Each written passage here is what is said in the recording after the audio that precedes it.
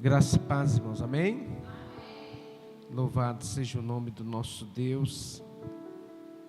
Querido, abra sua Bíblia no livro de Isaías, capítulo 41, versículo 10.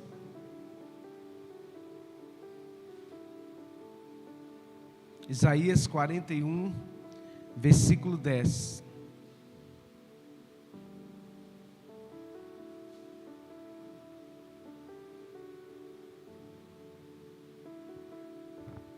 Aleluia.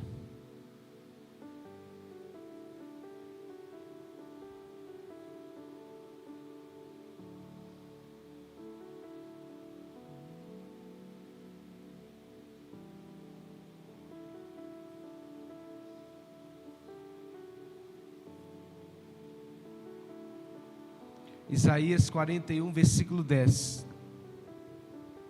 Amém? Todos acharam? Misericórdia, né?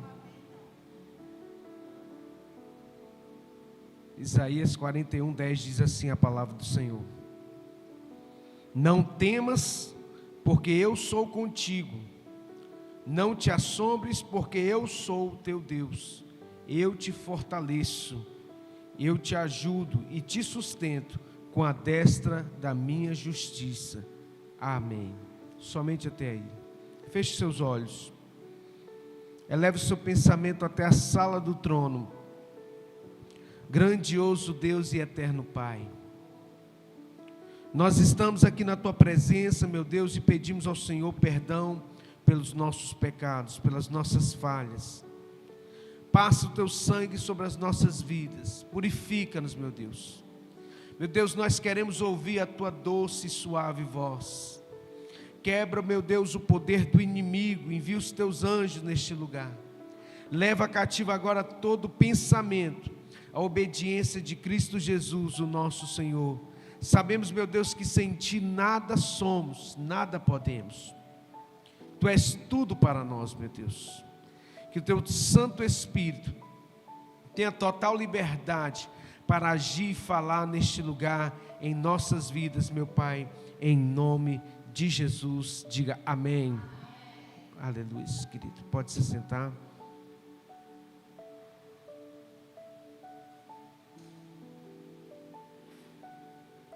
Os dias que nós temos vivido, os dias de hoje, têm sido muitos dias de esgotamento espiritual. Eu queria que você prestasse atenção nessa palavra. Eu vou ser rápido, objetivo. Nós vivemos um tempo muito difícil de escassez. A pastora Andréia estava falando aqui sobre um tempo de escassez, mas não é só escassez material, não. É uma escassez espiritual que vai além, porque o que se materializa no físico é o que está no espiritual. O apóstolo Paulo diz que nós vivemos à sombra das coisas espirituais. Primeiro se manifesta no espiritual para depois se manifestar no físico. Então existe um tempo de escassez espiritual. E o Senhor Jesus, Ele nos alertou dizendo: acaso quando o Filho do Homem voltar, achará fé na terra? Então esse tempo que nós estamos vivendo às portas, o Senhor está às portas da sua vinda. E nós temos que estar atentos, para que nós não sejamos pegos de surpresa. Nós não podemos ser pegos de surpresa, porque o Senhor Jesus, Ele nos alerta na parábola das 10 virgens, dizendo que existiam 10 virgens, 5 loucas e 5 prudentes. 5 loucas e 5 prudentes. Essas 10 virgens representam 10 tipos de igreja. A igreja, ela está muitas vezes dividida, porque se a gente analisar, 5 eram loucas e 5 prudentes. O texto nos diz que tardando o noivo, todas tosquenejaram. Então esse tempo de escassez espiritual esse tempo, a sensação que nós temos é que parece que o noivo está tardando. Por que Jesus não volta de uma vez? Maranata, Senhor Jesus. A Bíblia diz que o Espírito e a noiva dizem: Maranata, ora vem, Senhor Jesus. Por causa do que? Da opressão, por causa da escassez espiritual, por causa da falta de fé. E nós vivemos num tempo turbulento, onde as pessoas não querem saber do reino de Deus, as pessoas não querem aprender, as pessoas não querem ouvir. E a fé, ela vem pelo ouvir, e ouvir a palavra de Deus. Há pessoas que muitas vezes continuam andando, mas já perderam sua força. Às vezes nós continuamos orando, as pessoas continuam orando, mas já perderam o seu ânimo. Continuam muitas vezes indo à igreja, mas por dentro elas estão quebradas. No Salmo capítulo 34, versículo 18, diz assim: perto está o Senhor dos que têm o coração quebrantado, e salva os contritos de espírito. Perto está o Senhor de quem tem o coração quebrantado. E no Salmo 51, a Bíblia diz que o Senhor não despreza um coração quebrantado e contrito. Ele não resiste a um coração quebrantado e contrito. Deus não se afasta de quem tem um coração quebrantado, Ele se aproxima.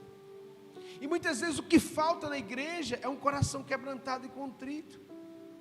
Um coração que busca a presença de Deus. Um coração que se aproxima de Deus. Porque nós sabemos que a tendência dos últimos dias não é de melhorar. Infelizmente, nós temos que continuar orando, nós temos que continuar buscando, porque essa é a nossa parte de fazer. E Deus, Ele tem compaixão dos seus, amém? Deus tem compaixão de nós, irmãos. A palavra de Deus nos diz que a causa de nós não sermos consumidos é que as misericórdias do Senhor se renovam a cada manhã.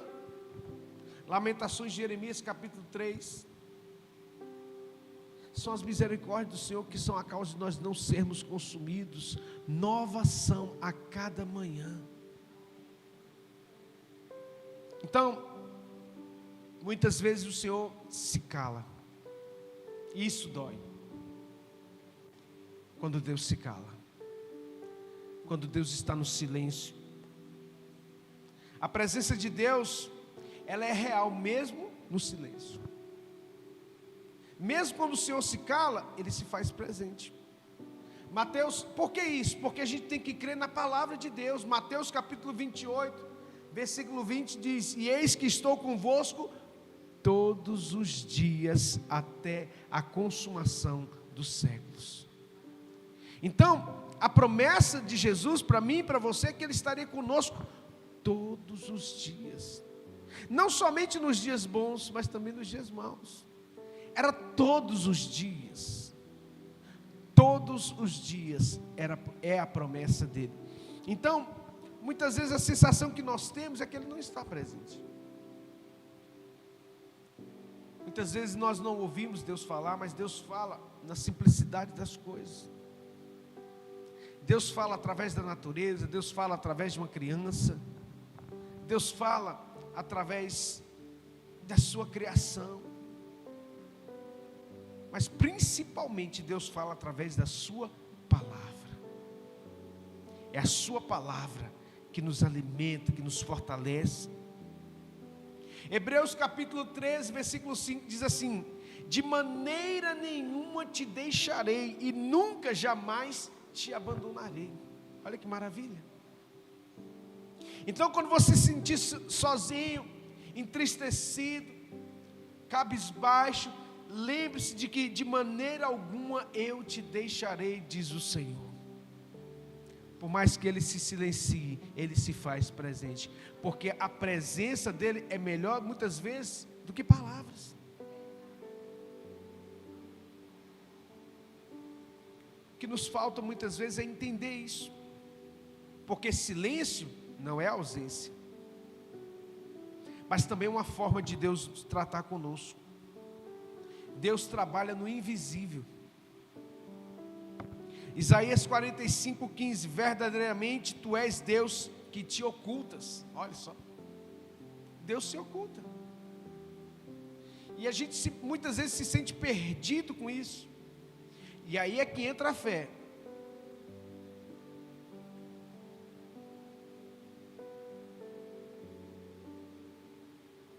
Porque a fé, Hebreus capítulo 11, versículo 1, a fé é o firme fundamento das coisas que se espera e a plena convicção daquilo que você não vê. Quem já viu Deus aqui? Ninguém. Você não viu, mas você crê que Ele existe, amém? E você o adora, você o busca. E aí o Senhor Jesus disse: bem-aventurado aqueles que não viram e creram. Nós somos bem-aventurados, porque mesmo não vendo, nós acreditamos. Deus usa a fraqueza para revelar o seu poder. 2 Coríntios 12:9, a minha graça te basta, porque o meu poder se aperfeiçoa na fraqueza. O poder de Deus se aperfeiçoa nas nossas fraquezas. É no lugar que nós somos limitados, é no lugar que muitas vezes somos fracos, que Deus se aperfeiçoa nessa área e vai fazer algo extraordinário na sua vida. Se você crê, diga: eu creio e recebo essa palavra em nome de Jesus, aleluia. Isaías capítulo 40, versículo 29, Ele dá força ao cansado e multiplica as forças ao quem não tem nenhum vigor, aleluias. O Senhor dá força ao cansado e multiplica as forças de quem não tem nenhum vigor. Então essa é a nossa esperança. O mundo diz: seja forte, mas o Senhor nos diz: dependa de mim. Às vezes a nossa força está em depender de Deus, porque o poder de Deus se aperfeiçoa nas nossas fraquezas. A nossa vitória não é na força do nosso braço. Às vezes a gente quer fazer na força do nosso braço. Sim, a gente não pode ficar de braços cruzados. A gente tem que correr atrás, a gente tem que orar, a gente tem que jejuar, a gente tem que buscar a face do Senhor. Mas temos que depender dEle. No Salmo 127 diz assim: se o Senhor não edificar a casa, em vão são os que edificam. Se o Senhor não guardar a cidade, em vão são os sentinelas. Inútil será levantar de madrugada, comer o pão das dores, porque aos seus amados Ele dá enquanto dormem. Aleluia. Então descanse no Senhor. Salmo 73, versículo 26, a minha alma, a minha carne e o meu coração desfalecem, mas Deus é a fortaleza do meu coração, aleluia. É o Senhor que é a fortaleza do nosso coração. Quando as forças humanas se acabam, né? A força, ela vem de Deus, é lá onde que começa o sobrenatural. Então nós não podemos perder Deus de vista, porque Deus está trabalhando no processo. Esse processo chamado vida, todo o tempo que nós estamos aqui é um processo, até o Senhor nos chamar para a morada eterna. E um dia isso vai acontecer. Isso aí, irmãos, é certo.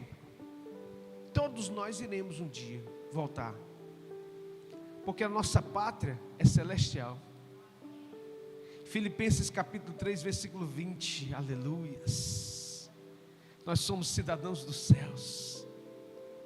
A nossa pátria é nos céus. A nossa morada é lá.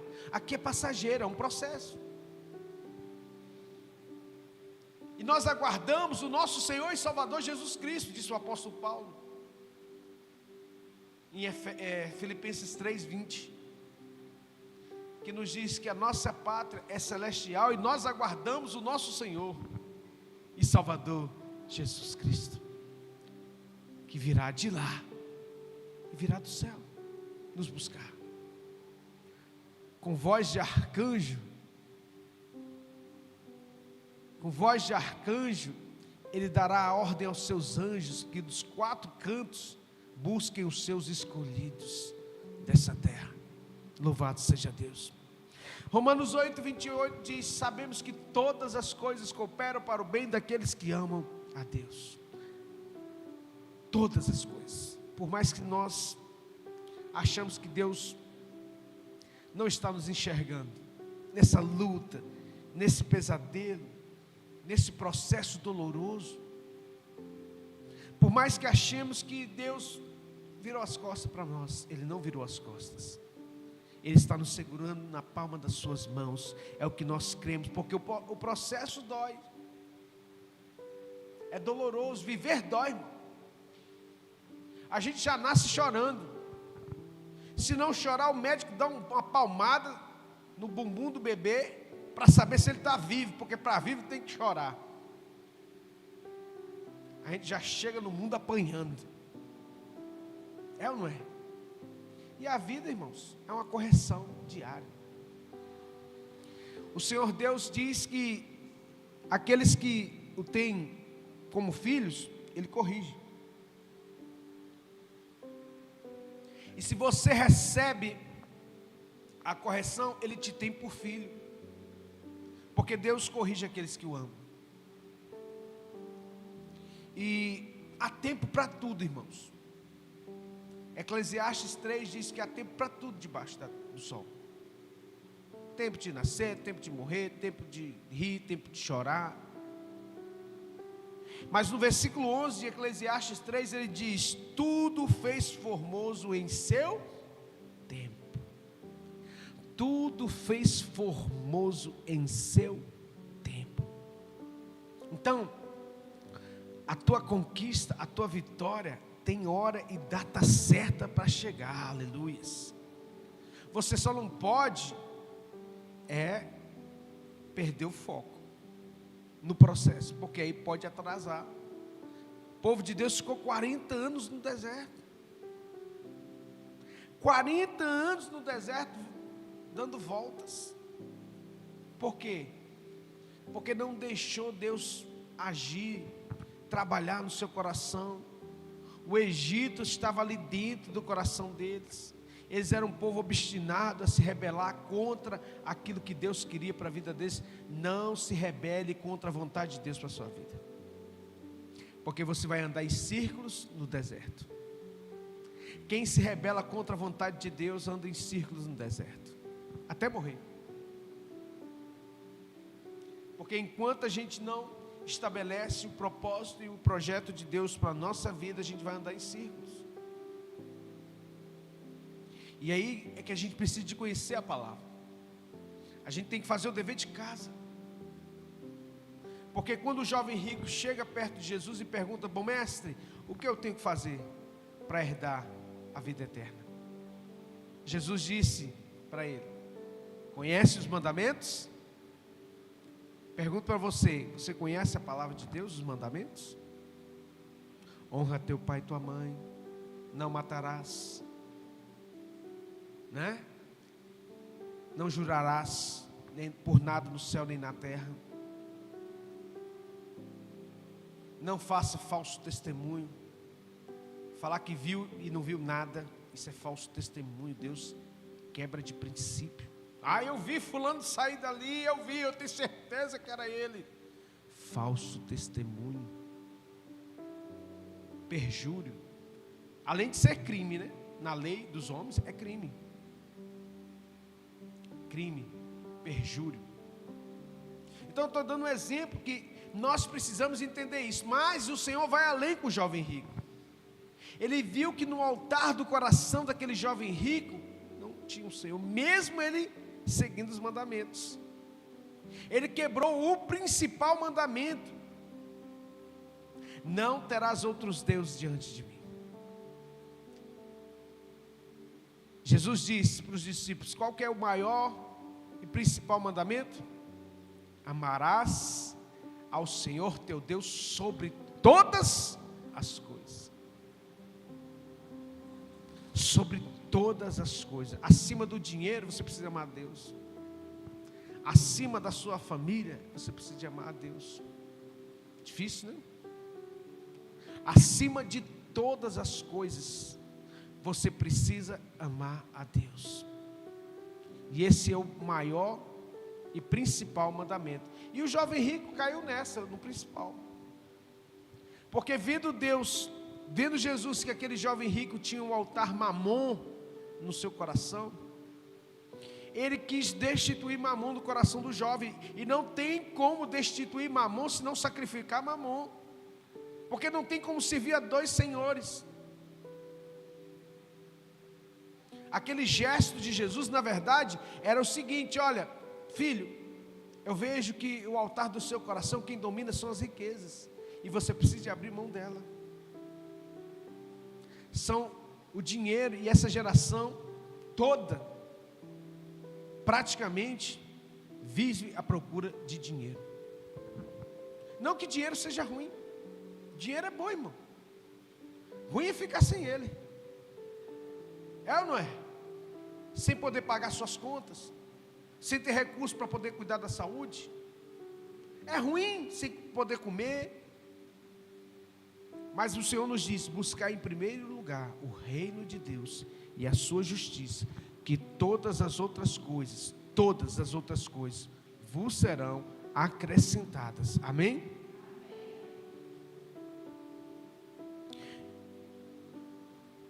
A Bíblia nos diz e nos fala sobre alguns exemplos de pessoas que passaram por processos dolorosos. José, a Bíblia diz que José, ele teve um sonho. Os irmãos conhecem a história de José. Ele foi vendido pelos seus irmãos, foi levado como escravo no Egito, mas Deus tinha um plano para que isso acontecesse. Gênesis capítulo 50, versículo 20, ele disse: vós intentastes o mal contra mim, porém Deus o tornou em meu bem. Vós intentastes mal contra mim, mas Deus tornou em bem. Deus transforma aquilo que era ruim em algo extraordinário, se você estiver no processo e não desfalecer. Deus restaurou a sorte de Jó. Jó 42, 2: bem sei, Senhor, que tudo podes, e nenhum dos teus planos, nenhum dos teus pensamentos podem ser impedidos. Os planos de Deus não podem ser impedidos.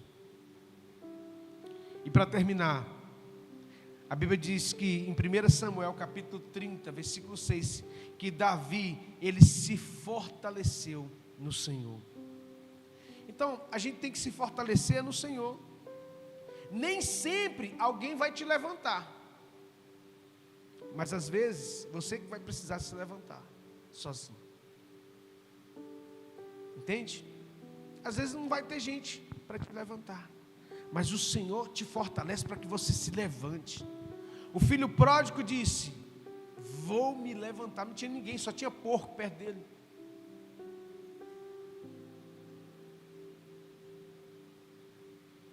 Às vezes a situação que a pessoa enfrenta é exatamente como o filho pródigo. Não tem ninguém perto dele, só porco. Porco não consegue levantar ninguém. E quem vive na Porcolândia vai ter que tomar uma atitude: vou me levantar, vou voltar para a casa do meu pai, porque lá até os empregados vivem melhor do que eu, comem melhor do que eu. Então é uma decisão. Eu não quero comer bolota de porco. Na casa do meu pai tem coisas melhores. Então filho não pode viver na Porcolândia, tem que voltar para a casa do pai, porque existe um tempo de Deus para a virada, mas eu preciso tomar uma atitude. Se o filho pródigo não tivesse tomado uma atitude, ele teria morrido na Porcolândia lá. Existe um tempo de Deus para a sua virada, amém? Existe um tempo de Deus para que as coisas comecem a acontecer. Abacuque 2:3: ainda que a visão se demore, espera, porque certamente ela virá. Salmo 126, versículo 5: os que semeiam com lágrimas cegarão com alegria. Existe uma colheita marcada no céu para mim e para você. Amém, igreja? Louvado seja Deus. Fique de pé. Se você ainda está de pé, entenda isso, é porque o Senhor está te sustentando. Louvado seja Deus. Não confunda processo com abandono. Deus não nos abandona, mas Deus deixa a gente passar. É exatamente o vaso nas mãos do oleiro. E muitas vezes na mão do oleiro, até ele moldar do jeitinho que ele quer, é doloroso. É doloroso. João 11, versículo 25. Eu sou a ressurreição e a vida. Quem crê em mim, ainda que esteja morto, viverá. Antes do milagre de Lázaro, houve um atraso. Sabia disso? Jesus, ele fez questão de se atrasar. Mestre, o teu amigo Lázaro está doente. Você lembra quando eles foram até ele? E Jesus disse: olha, pode deixar que eu estou indo. E ele foi andando tranquilamente, parou pelo caminho. Chegou lá, Lázaro já tinha morrido há 4 dias. Então esse atraso de Deus ali, não foi irresponsabilidade não, foi propósito. Para que a glória de Deus se manifestasse. Era uma preparação para algo maior. Se Jesus tivesse chegado lá, talvez, possivelmente, Lázaro não teria morrido e o nome do Senhor não teria sido glorificado. Às vezes tem coisas na nossa vida que precisam morrer para Deus manifestar a sua glória. E não é fácil. Às vezes vai cheirar até mal, como Lázaro cheirava mal. E aí é que está a fé. Como disse em João 11, versículo 25. Eu sou a ressurreição e a vida. Quem crê em mim, ainda que esteja morto, viverá. Feche os seus olhos. Eleve o seu pensamento até a sala do trono. A Bíblia nos diz em Salmo, capítulo 30, versículo 5, diz que o choro pode durar uma noite, mas a alegria vem pela manhã. Filipenses 1,6, aquele que começou a boa obra em vós é fiel para completá-la até o dia de Cristo Jesus. Deus nunca começou algo para terminar pela metade. E então, meu Deus, em nome de Jesus, abra os nossos olhos espirituais, os nossos ouvidos espirituais. Meu Deus, sabemos que nós vivemos num tempo de escassez espiritual, num tempo de escassez financeira, um tempo das escassez. Mas nós cremos que o Senhor é provedor. O Senhor proveu o teu Santo Espírito, que é a maior promessa para nós e para os nossos filhos. Eu vos envio a promessa do meu Pai. Conforme Joel capítulo 2, versículo 28, que o Senhor nos últimos dias derramaria o seu Santo Espírito sobre toda a carne. E esse Santo Espírito é o penhor da promessa de que um dia o Senhor irá nos buscar e nos levará para si nas nuvens em glória, em poder e honra, aleluia. Pai, em nome de Jesus, nós sabemos que Tu és o nosso sustento, a nossa fortaleza. Jeremias 29:11, eu é que sei os pensamentos que tenho sobre vós, diz o Senhor, pensamentos de paz e não de mal, para vos dar um futuro e uma esperança. Deus tem um futuro e uma esperança marcante, brilhosa para cada um de nós. Pai, nós sabemos, visita cada coração cansado nessa noite. Toca, meu Deus, onde ninguém vê. Cura o que ninguém entende. Renova as forças, meu Pai, restaura a fé, levanta aqueles que estão abatidos, meu Pai, que cada pessoa aqui receba ânimo novo, esperança viva, no poder do nome que é sobre todo nome, e que saia daqui, meu Deus, com a certeza que o Senhor não desistiu dela, em nome de Jesus. Creia e receba essa palavra no seu coração, em nome de Jesus. Pai, muito obrigado por esse dia, por esse culto. Te pedimos, meu Deus, que o Senhor continue nos fortalecendo, não nos deixe desanimar, Não nos deixa, meu Pai, olhar para trás, porque aquele que põe a mão no arado e olha para trás não é digno de mim, diz o Senhor. O meu justo viverá pela fé, e se ele recuar, minha alma não tem prazer nele. Pai, dar-nos, ó Deus, uma semana de bênção, de paz, de prosperidade. Prospera o teu povo, tira a escassez. Sabemos, ó Deus, que o dia que nós estamos vivendo são dias terríveis, mas o Senhor é a nossa provisão diária. Pão nosso de cada dia nos dai hoje, diz a tua palavra, Pai. Em nome de Jesus, supre as nossas necessidades. Nos dê uma semana de bênção. Abençoa o nosso trabalho, nossa casa, nossa família. Repreenda, meu Deus, todo espírito de enfermidade, toda seta maligna na mente, meu Pai, em nome de Jesus, que caia por terra. Nos livra dos homens e das mulheres más, dos homens de sangue. Pai, que o anjo do Senhor acampe-se ao nosso redor, nos livrando, nos abençoando, nos libertando de todo o mal e nos dando vitória, em nome de Jesus. Diga amém.